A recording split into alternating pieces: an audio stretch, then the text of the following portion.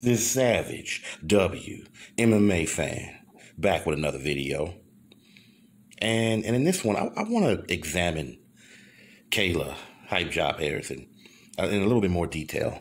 This is going to be a Savage analysis on Kayla Harrison, her whole psychology, her position in women's mixed martial arts, this PFL shit versus Invicta versus Bellator versus her going to fucking UFC. I'm gonna talk a little bit about it all, and most of this I'm going to base on her two most recent interviews. So I'm just gonna start here. Kayla Harrison is the type of person who she always has to prove herself. She's all about proving herself.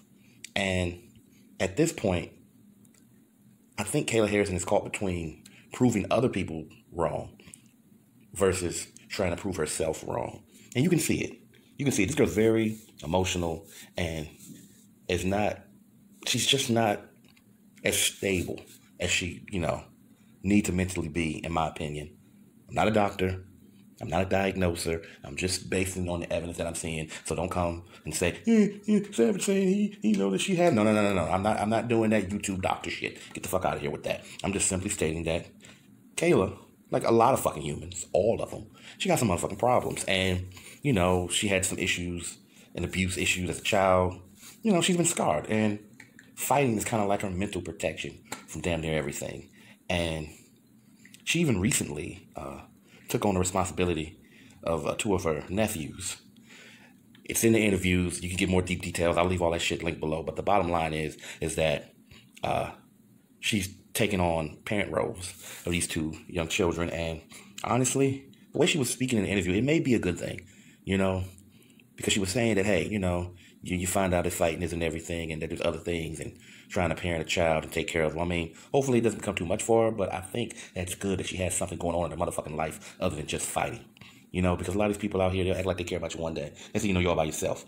Like I always say, at the end of the day, a lot of these same people that be cheering on for a fight, if you get kicked or punched in the face hard and you need some help, you become a special needs person, these people are going to take care of you. They don't give a fuck about you. They ain't going to wish you well. They're going to just be on to the next spectacle. You know what I'm talking about? So at the end of the fucking day, I think it's good that she has something else to focus on other than fighting. With that said, though, there was plenty of things in this interview with Ariel Hawani and the other one with MMA Junkie, to point out some holes, some chinks in her mental armor, like the whole conversation about fighting her teammate, Amanda Nunes. And as some of us know, due to some sources, she got kind of ragdolled while training against Amanda Nunes a little while ago. And, because she thought she was all at it, Amanda had to teach her a lesson, long story short. So I really think that the stuff that she was saying, like, well, I would take that fight, but I don't really want to talk about it. Because you don't want Amanda Nunes to whoop your motherfucking ass. But anyway, that's beside the point. The bottom line is that she's caught. She's caught because she acknowledges Amanda Nunes, as far as she's concerned, is the GOAT, right? And she's still training to get to that level.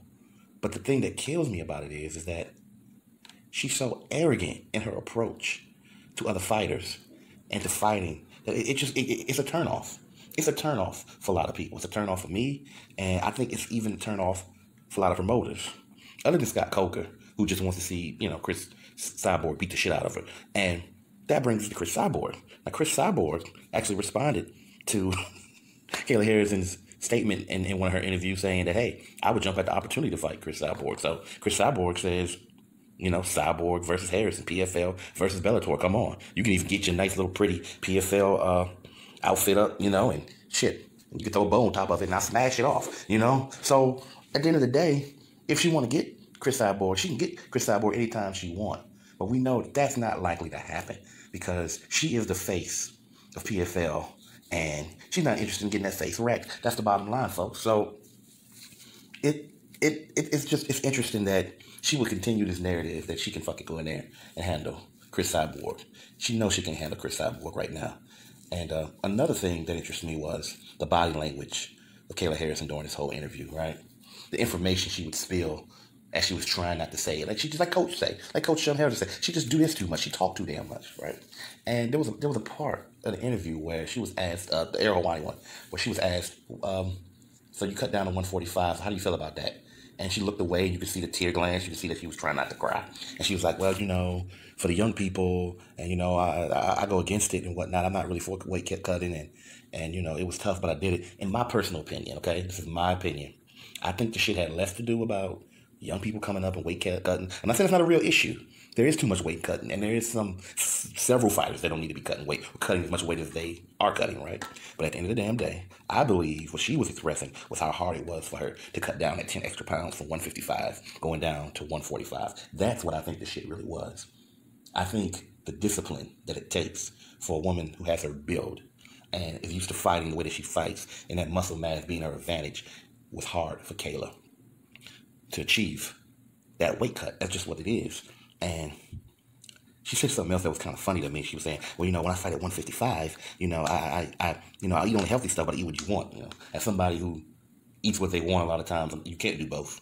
I don't even know what the fuck that means. You eat what you want, and you're eating healthy. I don't know if that was just a weird statement from me. I'm not saying that you can't eat what you want, but sometimes you can't eat certain things, especially as somebody who's a professional athlete. I can't fucking imagine you just eating what the fuck you want, and you want to be a superstar like Amanda Nunes or somebody. But at the end of the day, I just feel that fucking Kayla Harrison is in like eternal loop of just delusion, arrogance, and stagnation. Like, I just don't think she's going anywhere.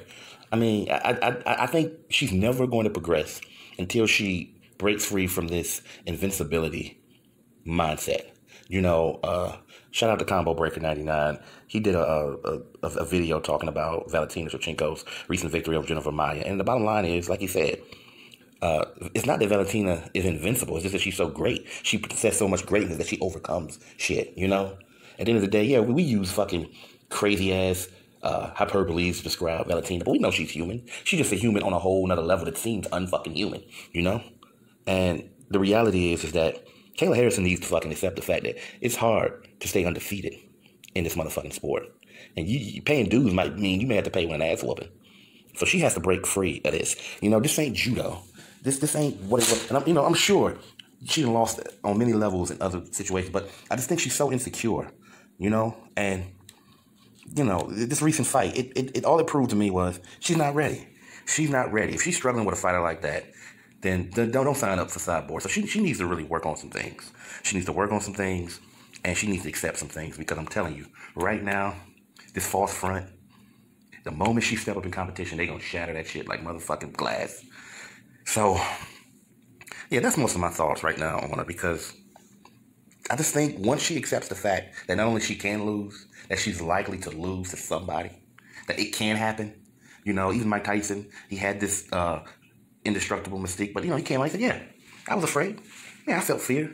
She doesn't accept the fact that she's afraid, and yet she'll blurt it out and expose it. So, hey, I wish her the best, but all this arrogant shit ain't gonna leave you nowhere but casket ready. like Jennison Green said, your career gonna be casket motherfucking ready.